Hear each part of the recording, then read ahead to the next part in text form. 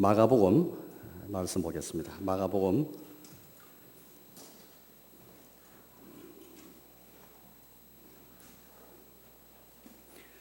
10장에서 10장을 보겠습니다. 신약성경 마가복음 10장, 신약성경 70쪽을 보겠습니다. 마가복음 10장 1절에서 12절까지 말씀입니다. 제가 봉독하겠습니다. 예수께서 거기서 떠나 유대 지경과 요단강 건너편으로 가시니 무리가 다시 모여들거늘 예수께서 다시 전례대로 가르치시더니 바리새인들이 예수께 나와 그들을 시험하여 묻되 사람이 아내를 버리는 것이 옳으니까 대답하여 이르시되 모세가 어떻게 너희에게 명하였느냐 이르되 모세는 이혼정서를 써주어 버리기를 허락하였나이다. 예수께서 그들에게 이르시되 너희 마음이 완악함으로 말미암아 이 명령을 기록하였거니와 창조 때로부터 사람을 남자와 여자로 지으셨으니 이러므로 사람이 그 부모를 떠나서 그 둘이 한 몸이 될지니라. 이러한즉 이제 둘이 아니요 한 몸이니 그러므로 하나님이 짝지어 주신 것을 사람이 나누지 못할지니라 하시더라. 집에서 제 아들이 다시 이 일을 물으니 이르시되 누구든지 그 아내를 버리고 다른 데에 장가들은 자는 본처에게 간음을 행함이요 또 아내가 남편을 버리고 다른 데로 시집가면 간음을 행함이니라. 아멘. 교역사에서 늘 교회에서 가르치던 그런 중요한 주제들이 참 많았습니다. 그리고 그 주제를 보면은 주로 선교, 전도, 또 교회 성장, 교회 부흥, 기도 정말 중요한 그런 주제들이 늘 그렇게 우리가 손꼽을 수 있겠습니다. 그런데 간과되어 온 주제들이 특별히 있습니다. 그중 하나가 바로 결혼입니다.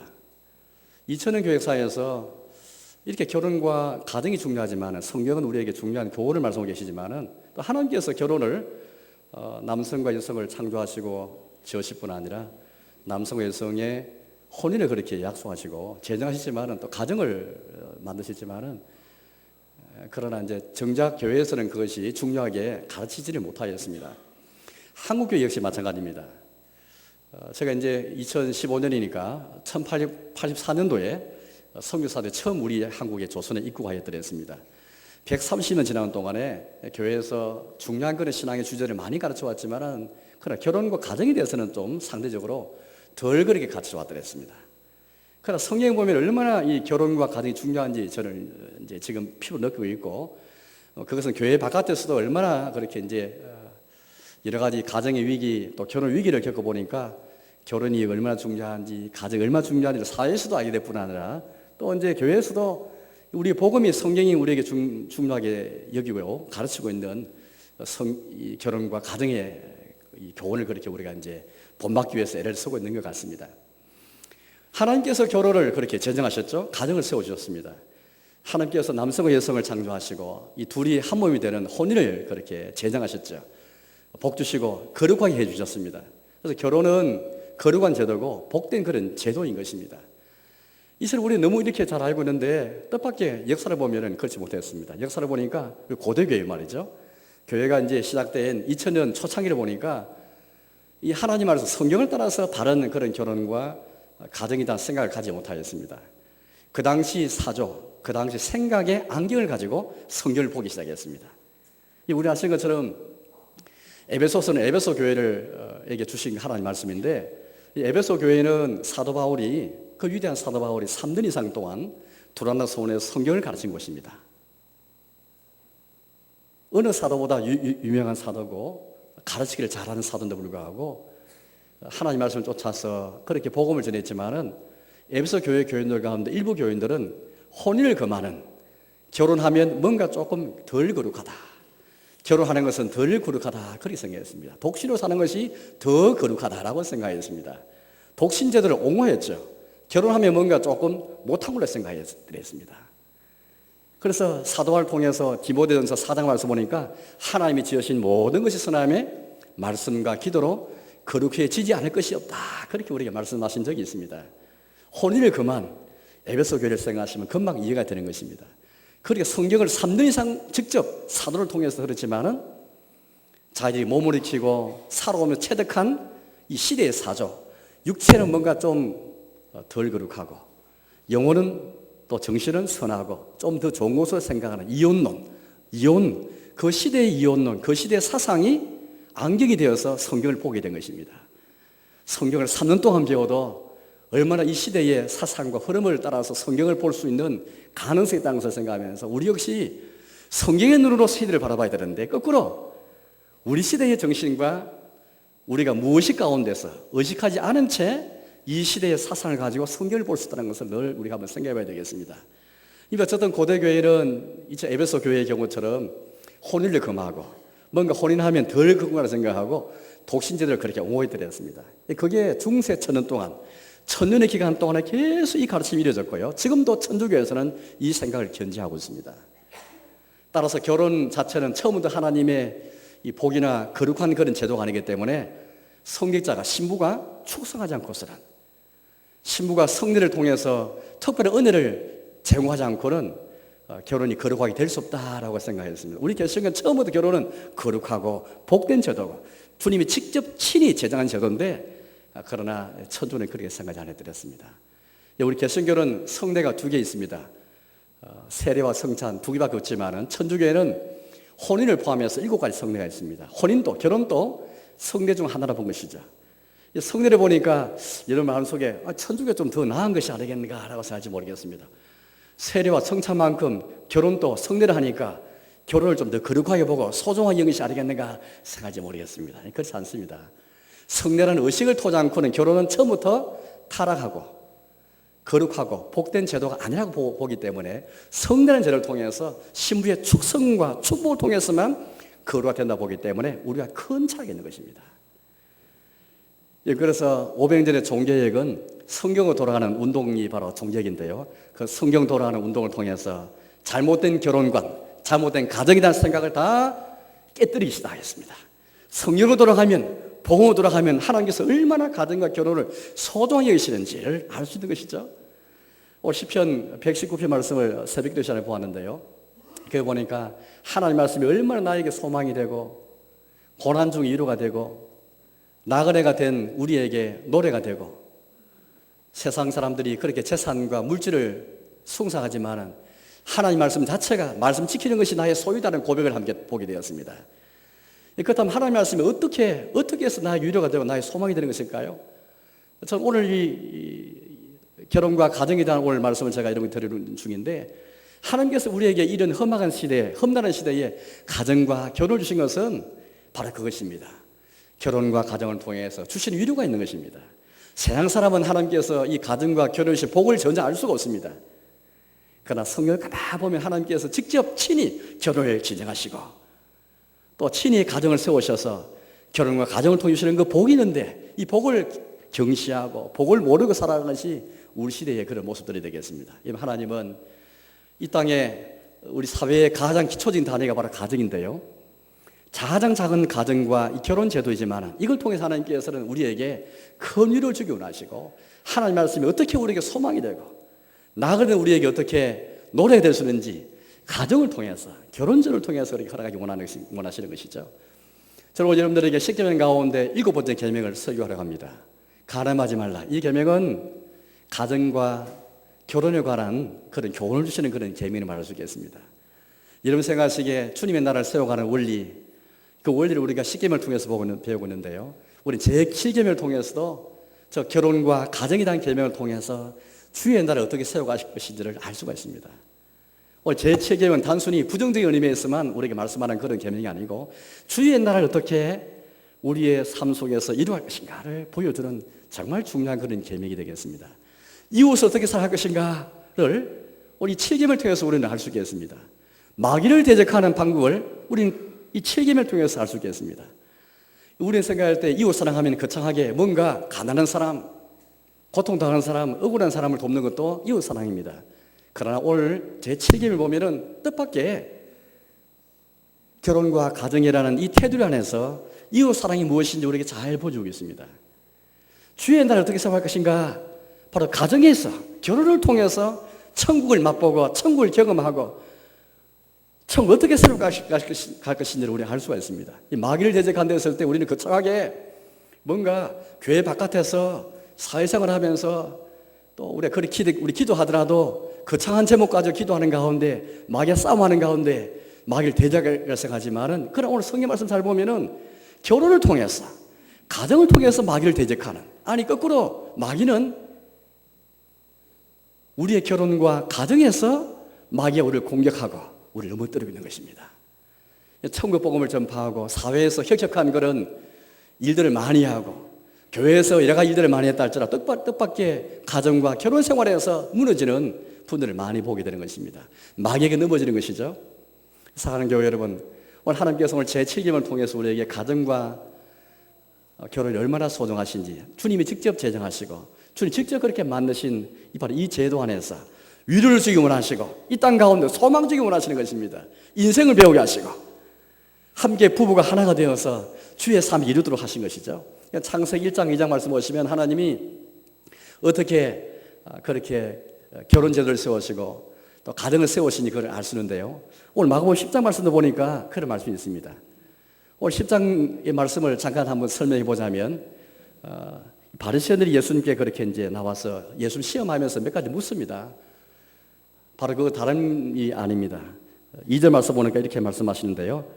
바리새인이 예수께 나와 예수님께 시험하여서 묻는 것이 사람이 아내를 버리는 것이 옳습니까? 그렇게 묻습니다. 그 당시에는 쉽게 아내를 버릴 수가 있었습니다. 남성 우월주의, 남성이 그렇게 가부장제 권위를 가지고 쉽게 아내를 버리고 쉽게 다른 여자와 결혼하는 그런 일들이 아주 흔하였더랬습니다. 그래서 지금 예수님께 나와서 묻는 것이죠. 사람이 아내를 버리는 것이 옳습니까? 그렇게 묻습니다. 그래도 예수님께서 도리어 질문하십니다. 모세가 너희에게 어떻게 하라고 명령하느냐? 그렇게 예수님께서 말씀하십니다. 그런데 바리새인들이 성경을 연구하는 사람들이니까 성경에서 그렇게 인용해서 신명기 24장 1절 말씀을 가지고 말합니다. 모세는 우리에게 아내를 내어버릴 때에 이혼하라 할 때에 이혼 정서를 써서 내보내라고 말하였습니다. 그렇게 말하였습니다. 이 말씀 가만히 들어보면 이 바리새인 대답 보면요, 마치 하나님께서 이혼을 허락하신 것처럼 이혼 정서만 써주면 얼마든지 합법을 가정해서라도 사람은 얼마나 완고한지 얼마나 우리 마음에 타락했는지 합법과 법을 가정해서라도 아내를 버리기 원한다면 버릴 수 있는 것이 사람의 완고함입니다. 그러나 그 당시는 합법적인 이 절차를 통하지 않고도 쉽게 버릴 수 있는 그런 상황에서 모세를 통해 주신 말씀은 바로 이 말씀이죠. 적어도 합법을 통해서 합법적으로 아내를 버리라, 이혼하라, 그렇게 말씀하시는데, 그러나 실상은 하나님께서 이혼을 허락한 것이 아니고 이렇게 우리에게 주신 말씀이 있습니다. 이제 5절 말씀을 보겠습니다. 10장 5절입니다. 예수께서 그들에게 이르시되 너희 마음이 완악함으로 말미암아 이 명령을 기록하였거니와 창조 때로부터 사람을 남자와 여자로 지으셨으니 이러므로 사람이 그 부모를 떠나서 그 둘이 한 몸이 될지니라. 이러한즉 이제 둘이 아니요 한 몸이니 그러므로 하나님이 짝지어 주신 것을 사람이 나누지 못할지니라. 여러분, 하나님께서 유대인들의 완고함, 사람 마음의 완고함 때문에 합법성을 그렇게 합법적인 절차를 통해서 이혼할 것을 그렇게 말씀하신 것이지만 본래 하나님은 처음부터 이혼을 허용하시지 않습니다. 그래서 우리 예수님께서는 바리새인들은 신명기, 모세를 인용해서 신명기 말씀 인용해서 말했지만은 예수님은 더 그래서 올라가서 창조 때로 올라가고 있는 것입니다. 하나님께서 본래 창조 때 남성과 여성을 창조하실 때 그 목적은 둘이 하나가 되어서 한 몸 이루어서 하나님이 짝지 주신 것을 나누지 못하는 처음부터 이혼을 금하고 결혼을 축복하신 그 사실을 우리에게 지금 언급해 주고 있는 것입니다. 창세기 1장 2장 이와 같은 하나님께서 어떻게 결혼을 제정하시고 가정을 세우신 잘 말씀하고 계신데요. 하나님께서 거룩하게 여기셨죠. 하나님께서 복을 주셨습니다. 남성 여성을 차별나게 구별해서 그렇게 지으셨고 이제 하나가 되어서 혼을 통해서 하나가 되어서 함께 주의 삶을 이루게 하셨죠. 주의 삶이 무엇입니까? 하나님께서 남성 여성을 창조하신 다음에 이렇게 명령해 주셨습니다. 너희가 이제 생육하고 번성하여 땅을 정복하라, 땅에 충만하라, 온 생물을 다스리라 말씀 주셨습니다. 하나님만이 창조주시고 또 하나님께서만이 온 우주의 왕이시지만은 다스린 자이시지만은 사람을 세워가지고 만물의 영장으로 그렇게 세워주셔가지고 모든 생물, 모든 동물을 그걸 다스리고 하신 것이죠. 이걸 통해서 주님의 선하신 창조와 선하신 다스림이 나타나게 해주신 것이죠. 그러나 사람은 죄의 다스림을 받게 되고 말았습니다. 어쨌든 하나님께서는 이처 남성과 여성을 지으셔서 이 사명, 남성은 남성의 위치에서 남성의 기능을 가지고 남성 역할을 가지고 여성의 자리에서 여성의 기능을 가지고 여성의 주신 은사를 가지고 똑같은 사명을 이루게 주시는 것입니다. 남성의 기능과 남성 여성 기능과 역할은 다르지만 사명은 똑같은 것입니다. 남성은 남성대로 여성대로 주의 사명을 같이 이루게 하셨죠. 함께 주를 경외하면서 함께 육체적으로 정신적으로 영적인 관계를 맺어가면서 하나가 되어서 평생토록 친밀한 관계를 이루면서 함께 서로 의지하고 함께 돕는 배필로 그렇게 삼아주신 것입니다. 또 함께 그렇게 서로 사랑하고 서로 신뢰하는 가운데 가정을 이루어서 자손이 번식하게 하셨죠. 생존하고 번식해서 세대가 이어지도록 주께서 해주신 것입니다. 이처럼 하나님의 결혼을 복주시고 결혼을 세우신 이 목적을 알기 위해서는 우리가 주님 안에서 결혼하지 않으면 이 목적을 알 수가 없습니다. 하나님께서 이 주신 결혼의 목적이요, 이 결혼 목적은 예수님 안에서만 알 수가 있는 것이죠. 따라서 우리 예수님을 떠나서는 불신교를 통해서는 비기독교인과 결혼해서는 결코 이 목적을 알 수가 없습니다. 왜 성경 우리에게 믿음 안에서 결혼을 하고 왜 예수님 안에서 결혼하도록 말씀하는 것일까요? 이 창조 목적을 깨닫고 함께 주의 삶을 이루도록 함께 주를 경외하는 가운데 함께 성경 읽고 함께 신앙 고백하며 함께 주를 섬기는 가운데 함께 공동의 주의 삶을 이루어갈 수 있도록 주 안에서 결혼하도록 해주신 것입니다. 이처럼 하나님께 세우신 결혼은 창조를 쓰인 것이죠. 사람이 만든 것이 아닙니다. 그러나 인류의 타락 이후로 죄가 세상에 들어오면서 가정이 파괴되게 이르게 되었습니다. 아브라함의 가정 아시지 않습니까? 아브라함은 사라와 그렇게 하갈과 결혼했는데 두 여인과 결혼했는데 두 여인과 결혼하면서 어떻게 그 가정 속에 결혼 속에 죄가 들어와서 고통이 들어오고 비참함이 어떻게 들어오게 된지를 우리 잘 알고 있습니다. 야곱의 가정을 잘 아시지 않습니까? 레아와 라헬이라는 여성과 결혼을 하고 또 두 여종과 결혼하면서 어떻게 그 가정이 비참하게 그렇게 파괴되는 것을 잘 알 수가 있습니다. 족장의 역사를 보시면 얼마나 죄가 세상에 들어와서 가정이 파괴되고 결혼이 파괴되는 잘 알 수 있지 않습니까? 유다와 그의 아들들 다말의 역사를 한번 생각해보시오. 어떻게 족장들이 한껏 무너진지를 잘 알 수가 있는 것입니다.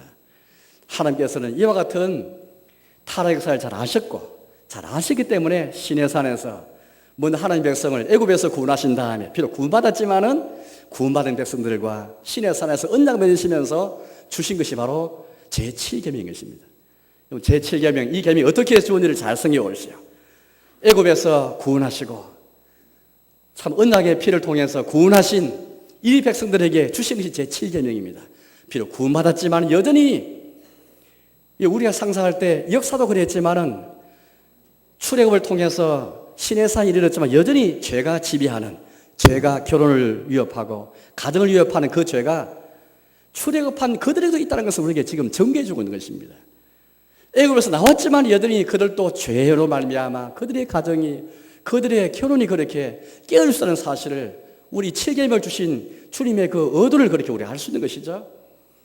그 당시뿐만이 아닌 것입니다. 시대마다 항상 결혼과 가정을 통해서 마귀가 항상 우리 속에 들어오고 가정이 무너지고 결혼을 무너지게 해서 교회를 무너지는, 하나님께서 무너지는 일들을 마귀는 계속 하게 된 것입니다. 우리 시대는 타락과 부정의 시대를 우리가 맞고 있습니다. 이런 시대에 많은 사람들이 한 남자와 한 여성이 결혼하는 것을 뭔가 고리타분하게 생각하는 시대를 맞고 있죠. 이제는 더 이상 한 여성과 한 남성이 결혼하는 시대는 지나갔다라고 생각하는 그런 시대를 맞고 있습니다. 남성과 남성끼리, 여성이 여성끼리, 또 모든 남자, 모든 여성과 함께 그렇게 친구로 이제 삼는 시대가 진입했다라고 생각하는 그런 시대 우리가 지금 맞고 있는 것입니다. 이런 시대 속에서 우리 기도도 중요하고 성교와 전도도 계속해 나가야겠지만 특별히 주의 날을 세워가기 위해서 마귀를 대적한 것은 우리의 결혼, 우리의 가정에서부터, 이웃 사랑은 우리의 결혼과 가정에서부터 시작돼야 하는 것입니다. 마귀는 두 가지를 통해서 우리를 그렇게 넘어뜨리고 가정과 결혼을 파괴하려 하는데요. 첫째는 이혼입니다. 두 번째는 부정적인 그런 행동입니다. 먼저 이혼인 것이죠. 오늘 하나님께서 오늘 분명히 우리에게 말씀하셨지만은 창조 때부터 하나님께서 남성과 여성을 창조하셨고 주님이 짝지으신 것은 사람이 나지 못할지니라 그렇게 말씀 주셨습니다. 엄행한 연고 외에는, 저 부정 외에는, 이런 이유 외에는 결단코 이혼할 수 없다는 것을 말씀하셨지만은 사실은 우리 하나님께서는 그것조차도 소극적으로 허용할 뿐인 것을 우리에게 말씀 주고 계십니다. 하나님께서 딱 주신 것이기 때문에 사람이 나눌 수 없다는 것을 말씀하고 계시는 것이죠. 어떻게 우리가 이처럼 마귀를 이혼하는 이런 마귀의 공격에 어떻게 대적할 수 있겠습니까? 저는 우리가 기본적부터 한번 우리가 하나님의 말씀을 가만히 생각해 봐야 되겠습니다. 겉으로 보기에는 이혼이지만은, 그러나 사실은 왜 어떻게 해서 이혼이 주어지는지, 어떻게 이혼이 우리에게 다가온지를 한번 생각해 봐야 되겠습니다. 근본적으로 하나님의 말씀을 한번 참고하면서 주의 뜻이 무엇인지 한번 우리가 찾아봐야 되겠습니다. 오늘 우리 시대는 쉽게 만나서 쉽게 헤어지는 그런 시대를 살고 있습니다. 사람이 만나서 사랑하고 결혼하는 것을 낭만적으로 생각하는 그런 시대를 살고 있습니다. 진작에 생각하지 않습니다. 이혼의 원인은 이런 것에 벌써 포함되어 있는 것이죠. 하나님께서 남성과 여성을 구별된 성이 다른 건 존재로 주님이 창조해 주셨습니다. 이건 굉장히 중요한 사실입니다. 이혼에 이르기까지는 많은 그런 절차와 많은 과정이 있는 것인데, 제일 먼저 우리는 하나님께서 어떻게 결혼을 거룩하게 하시고 복 주시는지, 어떻게 남성과 여성을 차별하게 지으시는지를, 남성과 여성은 서로의 차이점을 인정할 수 있도록, 이 차이점 인정하지 못하면 우도 모르는 사이에 이 결혼과 가정에 문제가 많이 발생할 수가 있습니다. 우리가 사회에서 많이 익혀진 그런 책이 있죠. 화성에서 남자, 또 금성에서 여자, 그 책이 있습니다. 이 책을 읽어본 분들 많이 계실 터인데요. 화성과 금성은 행성을 가리킵니다. 얼마나 남성과 여성이 차이가 있는지를 잘 보여주는 그런 제목인데, 남자는 화성에서 왔고 여자는 금성에서 온 만큼 서로 다른 비례에서 온 만큼 신체만 다를 뿐 아니라 성격도 다르고 생각도 다르고 생활 방식이 다르다는 것이죠. 이 책을 보면 한 가지 예를 들고 있는데요. 남자들은 문제가 생기면은 자기만의 동굴 속에 들어간다 합니다. 자기만의 동굴 속, 자기 혼자만의 동굴에 들어가서 씨름하면서 문제를 해결하고 돌아와서는 아무것이 안 되고 살아가는 것이 남성입니다. 여성은 그렇지 않죠. 여성은 혼자만의 동굴에 들어가는 것이 아니라 사람을 만나서 대화하고 이야기해서 풀어가는 것이 여성인 것이죠. 이처럼 남성, 여성은 삶의 방식이, 사고방식이 전혀 다른 것입니다. 우리는 먼저 마귀의 공격, 이혼이라는 마귀의 이 공격을 막기 위해서는, 마귀를 대적하기 위해서는 먼저 결혼한다는 것이 무엇인지, 남성, 여성의 차이가 무엇인지, 사랑이 무엇인지를 먼저 알고, 먼저 성경을 통해서 우리 알아야 되겠습니다. 결혼의 목적이 무엇인가? 하나님께서 왜 남성, 여성을 지으셨는가? 왜 혼을 통해서 하나 되게 하시는가? 이걸 하나하나 우리 공부해야 되겠습니다. 오늘 많은 젊은이들이 결혼을 준비하고 사랑한다 말하지만 저 사랑이 무엇인지, 사랑할 준비가 안 된 채 결혼에 임할 분들이 많이 계십니다. 사랑인 것은 아신 것처럼 낭만적으로 그렇게 이루어지는 것이 사랑이 아니지 않습니까? 사랑하려면 서로 인내하고, 서로 절제하고, 서로 존중하고, 서로 경충하고, 서로 배려하고, 이게 바로 사랑인데, 이런 사랑의 훈련을 너무 쉽게 생각하는 것입니다. 이게 단시일 내에 남을 존중하고 남을 배려하는 것이 그냥 사랑이 생기지 않습니다. 한꺼번에 그냥 사랑할 마음이 설사 있다 할지라도 이 사랑이 훈련 통하지 않고는 준비가 되지 않은 것이죠. 오늘 많은 젊은이들이 덤벙내면서 그렇게 사랑한다고 그렇게 말을 하는 가운데 있습니다. 사랑할 준비가 전되지 않은 것이죠. 아파트 준비하고, 차 준비하고, 이런저런 준비만 갖춘 채 결혼 준비가 됐다 생각하면 큰 오산입니다. 우리는 이혼이라는 이 마귀의 공격에 앞서서 하나님께서 우리에게 왜 이렇게 됐는지, 어떤 죄의 과정을 통해서 이혼이 됐는지를 잘 생각하면서 제일 먼저 남성, 여성의 차이를 존중할 뿐 아니라 사랑하는 법을 그렇게 알아야 되겠습니다. 오늘 많은 이성들이, 젊은이들이 상대방에게 사랑하는 훈련을 하지 않은 채 상대방에게 매력 있는 존재로 그렇게 보여주기 위해서 마치 상품처럼, 우리 백화점이나 어디 가게를 보면은 좋은 상품이 많이 있습니다. 이왕이 눈에 보이기에 매력적이고 눈에 띄고 살만한 그런 마음에 들어야 사게 되는 것인데요. 이처럼 많은 사람들이 자신이 다 상대방을 사랑하기 위해서 존중하고 배려하는 훈련을 하지 못한 채 그냥 남에게 사랑받기 위해서 내가 상품처럼 남에게 상품으로 제시하고 이렇게 보여줄 뿐인 것입니다. 좋은 상품으로 만들어가지고 상대방이 좋을 만한 사회 지위도 있고 돈도 있고, 사회 지위가 있고 돈이 있으면 상대방이 살만한 구매력이 있을 만한 상품 되지 않습니까? 결혼도 그렇게 상품처럼 팔리고 있는 것이죠. 상대 보기에 내가 결혼할 만한 좋은 상대가 될 것처럼 그렇게 상품을 만들어서 파는 것이죠. 그렇게 해서는 사랑할 수가 없고, 그렇게 해서는 정당하게 참되게 결혼에 이룰 수가 없는 것입니다. 우리 그거보다 먼저 내가 상대방을 어떻게 존중하고 배려해서라도 사랑할 것인지를 이 준비를 해야 되는 것이죠. 결혼의 목적이 무엇인지 무지한 채 결혼하면은 하나님께서 왜 남성 여성을 창조해서 결혼하게 하시는지, 왜 하나 되게 해서 함께 주를 섬기는지, 창세기 1장 28절에 나온 대로 주의 명령 앞에서 남성의 역할이 무엇이고 여성의 역할이 무엇인지 알지 못한 채 설 수밖에 없습니다. 그러면은 주의 교회가 힘있게 설 수 없습니다. 하나님의 교회는 각 가정들로 구성되어 있는데, 교회가 선교하고 전도할 때에, 또 교회가 사회 봉사 기원할 때에, 그러나 뜻밖의 우리의 가정과 결혼해서 문제가 생기면은 교회가 다 무너지게 말게 되는 것입니다. 따라서 우리는 마귀를 대적하는 것은, 이웃 사랑하는 것은 우리의 결혼과 가정에서부터 먼저 사랑이 무엇인지, 결혼이 무엇인지, 남성이 어떤 존재인지, 여성이 어떤 존재를 먼저 알아가는 가운데, 그렇게 하는 가운데 우리가 함께 결혼을 준비하는 것, 바로 그것이 하나님의 뜻이게 되는 것입니다. 이혼 문제를 다루면서 우리는 예수님의 말씀을 한 가지 생각할 텐데요. 우리 예수님께서 세 계명을 주셨습니다. 요한복음 13장에서 말씀하시는데요. 내가 너희에게 세 계명을 주노니 너희가 서로 사랑하라 말씀하셨습니다. 우리 예수님의 이 세 계명을 생각하면서 우리는 가정은 그냥 가로로 쳐버립니다. 가정의 부부 관계에 대해서는 전혀 생각하지 않습니다.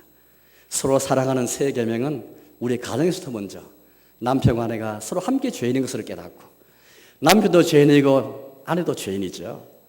부부 관계에서 남편과 아내가 서로 죄인인 것을 알지 못하면 사랑할 수가 없습니다. 예수님이 서로 사랑하라 하신 말씀을 적용해야 할 많은 영역이 있지만 그 중 하나는 바로 우리의 가정이고 결혼인 것입니다. 그런데 왜 여러분들 다른 사람을 그렇게 잘 사랑하면서, 다른 사람을 잘 용서하고 잘 포용하면서 왜 우리 가정에서는 잘 용서하지 못한 것일까요? 예수님의 세 계명을 우리의 결혼과 우리 가정에서는 정하지 않는 것이죠. 다 똑같이 죄인인 것입니다. 교회는 결단코 아무리 배우자의 부정이 있다 할지라도 교회는 적극적으로 나서서 이혼을 권장할 수가 없습니다. 왜냐하면 비록 마음이 아프고 가슴이 아프고 말할 수 없는 고통이 가운데 있다 할지라도, 설사 부부 사이에 수천 번의 다툼이 있고 수천 번의 잘못이 있다 할지라도, 결단코 교회는, 복음을 가진 교회는, 십자가의 보혈의 복음을 가진 교회는 이혼을 권장할 수가 없습니다. 자기를 부정하고 용서하고 사랑하는 것을 가르치는 곳이 바로 교회이고, 그게 우리가 가진 십자가의 복음이기 때문에 너무나 많은 쉽게 우리가 물론 말할 수 있습니다. 정작 당사자 입장에서는, 당사자의 가정 입장에서는 얼마나 힘들겠습니까? 그렇다 할지라도 우리는 복음을 가진 이상 자기를 부정하고 부인하라고 가르칠지언정, 복음을 그렇게 붙잡으라고 가르칠지언정 이혼을 권장할 수 없는 것이죠. 우리는 이혼이라는 이 마귀가 공격하는 이 무기 앞에서 우리 스스로 마귀를 대적하기 위해서 먼저 사랑하는 법, 결혼의 목적이 무엇인지 서로의 차를 인정하고 존중하는 가운데 잘 세워가야만 하나님께서 우리 교회를 통해서 이 교회가 든든했어야 하고, 또 이 교회가 이 시대에서, 이 세상에서 사회적 사명을 잘 감당할 수 있습니다. 가정이 서느냐 망하냐는 교회가 서느냐 교회가 망하느냐와 직결되는 것입니다. 두 번째 마귀가 우리 결혼을 통해서 그렇게 결혼을 파괴하는 두 번째 무기는 부정입니다. 배우자의 부정이죠. 우리 예수님께서 마태복음 5장 말씀 보니까 제7계명을 그렇게 해석하시면서 그렇게 말씀하신 적이 있습니다. 그 당시 유대인들은 굉장히 마음이 완고했던 것 같습니다. 오늘 말씀도 보면 마음의 완악함으로 말미암아 모세의 명령을 주셨다라고 이렇게 예수님께 말씀하셨지만은, 그 당시 유대인들은 생각으로 짓는 그런 제7계명의 죄, 이 간음을 죄로 보지 않았습니다. 행동으로 그렇게 나타나는 간음 죄만 죄로만 보았던 그런 시대였습니다. 그런 시대 우리 예수님께서 제7계명을 해석하시면서 이성에 대해서 마음에서부터 나쁜 욕심을 품는 자마다 이미 간음하였다라고 우리 예수님께서 말씀하시면서 이렇게 말씀하신 적이 있습니다.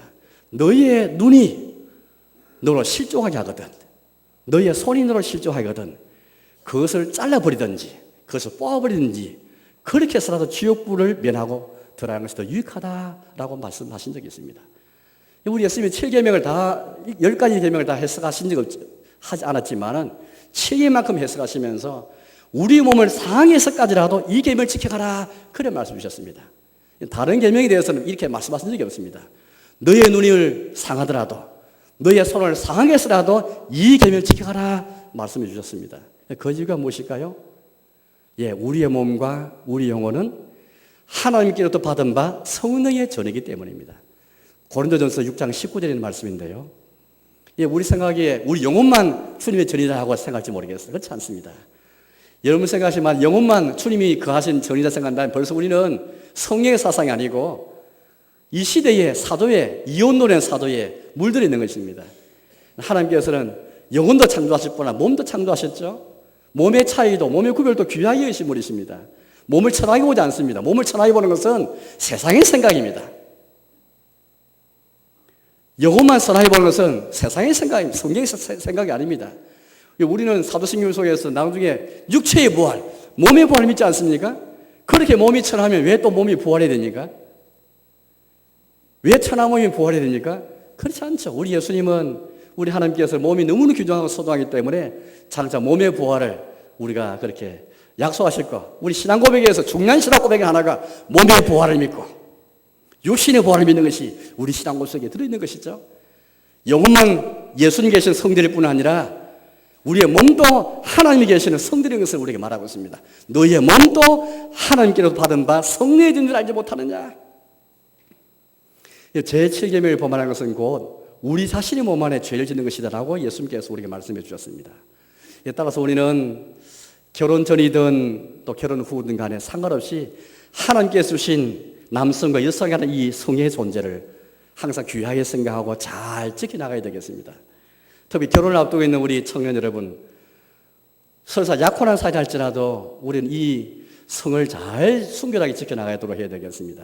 마귀가 얼마나 그렇게 우리를 그렇게 흔들고 얼마나 공개하는지 모르겠습니다. 최근에 간통죄가 폐되면서 더 이런 범죄가 더 가중화되고 있는 것을 잘 알고 있습니다. 이제 국가가 더 이상 국가의 법을 가지고 이제 성에 관한 이런 문제에 있어서 모든 개인의 권리를 보장해주고 국가가 개입해가지고 그 성적 결정권을 인정해주면서 국가가 형벌로서 다스리지 않겠다는 것이 간통법 폐지의 취지인 것입니다. 이런 시대에 우리가 살고 있는 가운데 있습니다. 따라서 우리는 하나님 주신 이 성을 잘 지켜나가는 것, 약혼을 살할지라도 잘 지켜나가는 것이 얼마나 귀한지 생각해야 되겠습니다. 어쩌면 이 사랑을 하나님이 허락하신 나드 향유에 비교하신지 모르겠습니다. 결혼하기 전에 사랑의 나드 향유를 일찍 터뜨린 사람은 결혼한 후에는 그 나드 향유가 텅텅 비어버린 것을 알게 되고 말 것입니다. 그런데 하나님께서는 우리 예수님께서는요, 우리의 말과 행위뿐 아니라 생각 속에서도 이 7계명을 잘 지켜나가서 우리 말씀해 주셨습니다. 이 말씀드린 것처럼 이미 생각 속에, 이미 생각을 통해서도, 욕심을 통해서도 7계명을 범할 수 있다는 것을 우리에게 말씀하셨죠. 이미 마음에 나쁜 생각을 푸는 자마다 이미 가늠하였다라고 예수님께서 말씀하셨습니다. 하루는 사람들이 한 여인을 예수님께 데려왔습니다. 가늠하다가 현장에 잡힌 그런 여성이었죠. 이들이 예수님을 시험하기 위해서 묻습니다. 모세의 법에 의하면 이 여자를 돌로 쳐서 죽이라고 말씀하셨습니다. 이 당신은 무엇이라 말씀하시겠습니까? 라고 이렇게 예수님을 시험하면서 묻습니다. 그때 예수님께서 뭔가 땅에 뭘 쓰셨는데요. 우리는 그걸 알 수가 없습니다. 이제 예수님께서 이제 주변의 사람들에게 그렇게 이제 말씀하십니다. 너희 가운데 죄 없는 자가 돌로 치라. 그렇게 말씀 주셨습니다. 그때에 나이 든 사람부터 해서 한 사람씩 다 꽁무니를 빼고 다 자리에 물러가는 겁니다. 이제 예수님과 그 여인만 남게 되었죠. 우리 예수님께서 그 여인에게 말씀했습니다. 너가 더 이상 죄를 짓지 마라.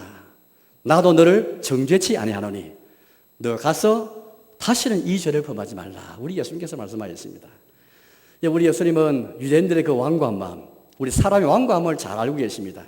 행동으로만 나타난 것, 행동은 눈에 보이지 않습니까? 사람은 눈에 보이는 행동을 보고서 사람을 정죄할 때 많습니다. 그러나 우리 예수님은 그런 게 아니고 눈에 보이지 않지만 마음에 있는, 마음에 생각 품는 것도 이미 죄를 범한 것이다 말씀하시면서 그들의 위선을 잘 꼬집어 주시는 것입니다. 우리는 사람의 타락이 얼마나 사람 완고하게 만드는지를 잘 생각해야 되겠습니다. 얼마나 우리 사람이 우리 타락한 이 마음에서, 완고한 마음에서 무엇이라도 아무리 법이 있고 질서가 있어도 그것조차도 악용하고 오용하고 그걸 자기의 목적을 위해서 이용하는 것을 우리는 잘 알고 있는 가운데 있습니다. 따라서 우리는 우리의 말과 행동뿐 아니라 생각 속에서도 어떻게 하면 주님 앞에 거룩하게 설 수 있는지를 생각해야 되겠습니다. 이제 말씀에 돌아가겠습니다. 사랑하는 교회 여러분, 오늘 하나님께서는 우리에게 어떻게 이웃을 사랑할 것인가, 어떻게 주의 날을 세워갈 것인가, 어떻게 마귀를 대적할 것인가, 그 문제를 가지고 제7계명을 우리에게 말씀하는 가운데 있습니다. 결혼과 가정에 대한 교훈을 오늘 말씀을 통해서 우리 주고 계십니다. 우리의 결혼과 가정을 잘 지켜나갈 때에 교회가 잘 서게 되는 것입니다. 신랑과 신부의 혼인을 통해서 예수님과 그의 교회의 관계가 잘 드러나게 될 것입니다. 우리 가정이 잘 세워지고 결혼이 잘 세워질 때에 교회가 이 시대의 사명을 잘 감당할 수 있습니다. 우리 선교 전도, 교회의 본질은 선교고 복음을 전하는 것인데, 영혼 구원하는 것인데, 그 모습을 잘 달성하기 위해서는 먼저 우리의 가정이 든든하게 잘 세워져야 되겠고 결혼을 잘 지켜나가야 되겠습니다. 아무쪼록 오늘 주와 여러분들이 마귀를 대적하는 일을 위해서, 주의 나라를 세워가는 것을 위해서, 또 이웃을 사랑하는 이 길을 위해서 우리의 가정을 잘 지켜나가고 우리 결혼을 잘 지켜나가고, 그러면서 우리는 날마다 이 7계명을 통해서 우리가 범하는 죄를 생각하면 지옥에 들어갈 수밖에 없는 그런 존재들인데, 예수님의 보혈을 의지하면서 성령의 인도하심과 성령의 충만을 우리가 소망하면서 이 계명을 잘 이루어가는 가운데 우리 교회가 튼튼한 교회, 우리 교회 건실한 그런 교회, 우리 하나님 기뻐하시는 교회적 사명을 잘 감당하는 저와 여러분의 가정 되시기를 주님의 이름으로 축원합니다.